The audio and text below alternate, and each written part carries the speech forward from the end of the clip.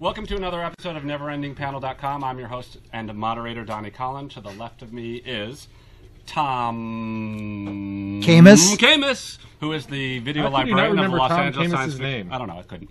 I panicked.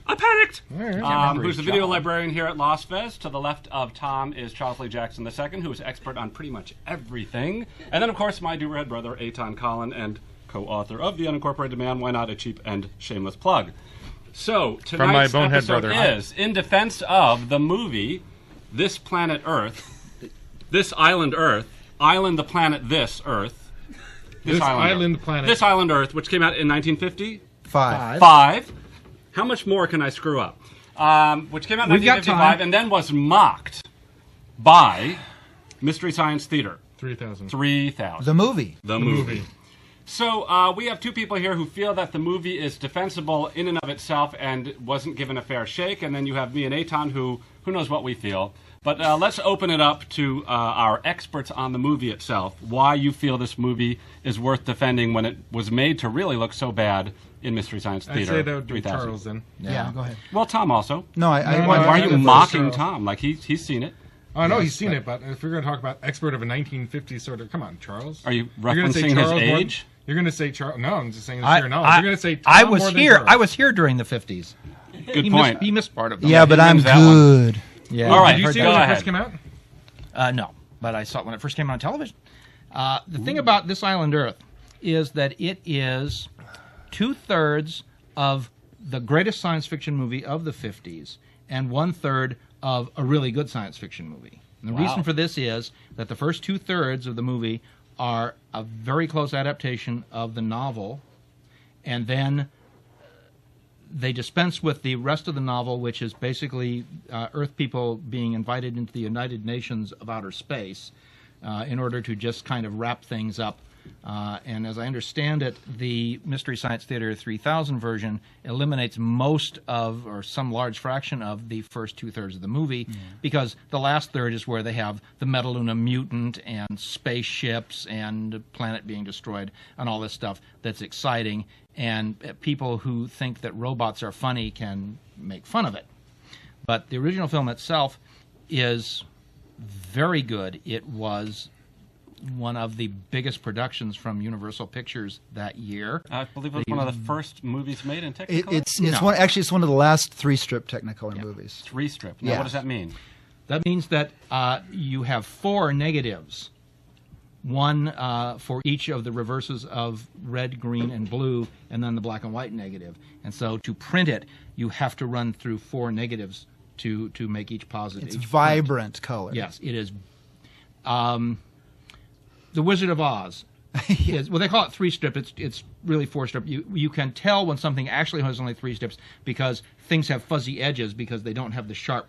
So by virtue of it being 3-strip, it was a dyeing technology, or it had been replaced with a process that was, for commercial purposes, better because it was less expensive and it gave colors that were truer to life.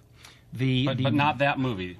But in other words, you're saying post that movie, they came up with a technology that gave colors that were true to life. This movie was the last of... It was one of the last few. They Fantastic Voyage versus This Island But Earth. from my reading of it, at least minimally, it was also very well known for, at that time, incredible special effects. Much like the same way we saw Star Wars when we were like grown-ups saying, "Oh my God, look what they did." That was how it was viewed back then. Yeah. Well, you remember the scene on the planet with the miniatures? I don't know, because you saw the Mystery Science Theater movie version. Those miniatures may look like miniatures even by 1955 standard, but that set is 110 feet long, and what they do with all that, it really has a sense of wonder, I think. Well, to me, it looked like a giant painting that they just kind of, put a ship down into. So this is where I jump off it's really classic and you had to be there at that time to understand it. And I'm not even going to go to a science fiction movie to make this sort of argument, but you can see 12 Angry Men, which was filmed when? 1960. Right, black and white, right? That's a great movie to watch today intensely as it was back then. The dialogue is unbelievable. And I was watching this movie, even though I only saw it in pieces and they were making fun of it, so I was led by the witnesses, which were moronic. Yeah. I would even go But with- I'm still saying, even watching the parts that I saw, the acting felt very bad, and the plotting. I am was the just hero. moving, I will you know. now say something I will- heroic. Right, In a I'm the hero. heroic I'll say, frame oh, of the girl is mind. crying. I will save her. You know, all of that kind of stuff felt very Star Trekian. You know, When I think of a great classic movie from the 1950s, I think of When Worlds Collide, which Whoa! I love that movie. Which has awful special effects. It has awful special effects, but And special plot- effects does not a great movie make. Special effects is not a great movie make. I like the fact that they had the old guy in the wheelchair, the industrialist. Speaking of things that are original, that's one of the most hackneyed. Oh, absolutely. plots I'm not arguing in about the films, hackneyed it's plot, but Charles I'm saying is, in of course, terms. referring to another episode of NeverEndingPanel.com, which you can see by clicking on that thing over there. In fact, the link is right overhead now. No, it's on the left of us. It's on the left. of us. Haven't you been to the site? I've been to the left. No, I'm saying we can make Actually, a it's to the specific right of thing us. right overhead right now. We could, but I'm not going to mess with it. Not by a damn sight. Yeah, Not by a anyways, damn go ahead. sight. Good one.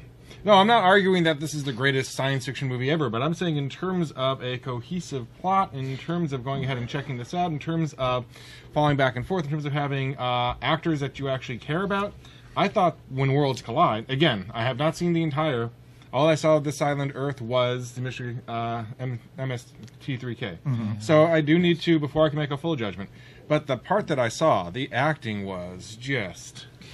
Well, hackneyed. we're not saying that it is the greatest film ever, or that it is worthy of the Broadway stage. Well, we could We're play the saying tape that back. it I is think that was pretty grossly great. unfair of the MST3K guys to pick it of all the films that were available to ridicule in a major feature film to a bunch of to an audience that doesn't know what are good ones and what are bad ones. To pick one of the good ones, even if it's not the absolute best, But- and then ridicule it, you end up with a whole generation of people that don't know the original, and now their judgment is colored because people are just stupid, Oh. and they'll believe anything you tell them. But except for our audience. Well, yes. Yes, you are not stupid. Listen to me, I'm telling you that now. You believe it. These aren't the droids you're looking for. yeah, Yeah, go ahead. But again, didn't they do it to themselves per se? I know why Mystery Science Theater grabbed it. When I saw the big alien monster thingy, I knew they in grabbed that it 'cause second it's an that icon. they just looked and it's like, we got to go with this. Well, yeah. I mean, Part of what I- they do is they've got a brand, and so they're going to grab an icon, and that's a famous icon, and that's a movie and a name that at least has some equity, even with people who don't know what's going on. So it's also easy pickings. It's also a film that was owned by the distributor, so Universal. they didn't have to pay extra money for it. Right. But In the color. Monster of Piedras Blancas, for example, would have had all of those qualities and been a much better film to make fun of. Why? Now, I was saying earlier, Queen of Outer Space is mentioned in Bill Warren's Keep Watching the Skies book as to why wouldn't they pick, I mean, other than not being a Universal film, why would they not make fun of that in lieu of This Well, look, Island Earth? Why in do you their think defense, so? I'm saying they didn't make fun of. It's fun. It's going to sound funny. They made fun of the little scenes. Oh, look at that TV. Oh, can I get me one of those? And then they go to. In other words, they're not saying this. This is a. I guess by virtue of the fact that it enters into their slot of movies, they're saying it's horrible. But they were just having fun at the expense of all the little scenes and all the pieces of equipment and you know the back and forth with the lines. And you know, I don't know. I didn't. You're saying they should never have brought it in the door because it really has a special place among science fiction films. It doesn't deserve to be in that category. There's a great They were difference funny here. jokes, man. Well, I the thought thing is, two of them were. Actually, they didn't make one of the jokes I was expecting them to, because those guys look like Oompa Loompas to me. They were screaming yeah, like where Oompa was the Loompa. I was Oompa waiting Loompa for joke? Oompa Loompa, and I was just waiting for them saying, "Come on, guys, it's there. The door's open. Walk Okay. through." All right, so wrapping this one up, we're basically going to say, according to you guys, there were so many other really, really bad movies to choose from. It was a disservice to the importance of this movie within the category of movies that made a difference. To bring it into their slot and mock it. Well, allow me and to I can buy that argument. allow me to say this, Having said that, I enjoyed a lot of the mockery. Allow me to say this: having it been mocked, knowing that Mystery Science Theater cut out about 40 Knowing minutes that you of have it, 8 seconds left to finish this. I'm actually going to go out and watch the whole thing. I suggest that you do it too. Give it a fair shake. God bless us, everyone. Yes. But it was funny as hell. Pregnant pause, stop talking.